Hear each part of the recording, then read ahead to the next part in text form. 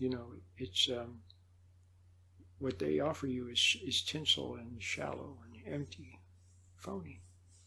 I was walking through the store this morning, and I looked at everything there, and I saw that it was all junk,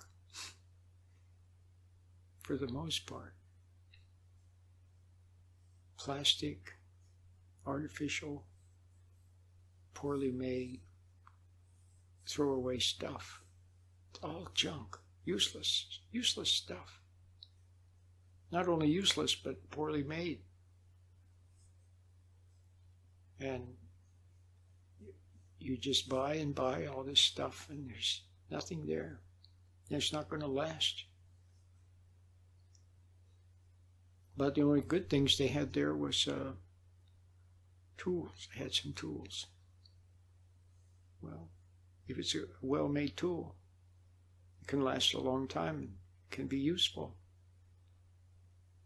But most of the stuff was either junk, or it was junk and useless. So, why is it that all around you there's no love? There's no love. Things are phony. Things are empty. Things are shallow. Why is that? And there's no love. There's cruelty. See? But the people who are being cruel, sometimes they don't know they're being cruel. Yeah, the leaders of some communist country, they know they're being cruel. They know it. They know very well what they're doing. But the average person is cruel, thoughtless, discourteous, selfish. They don't even realize it. Now why? Why is it? Well, maybe this will be of some help to you. Remember Christ upon the cross. He said, Father, forgive them, for they know not what they do. He saw that they didn't know what they were doing. So, if a person has no substance, then how can they give you substance if they have none?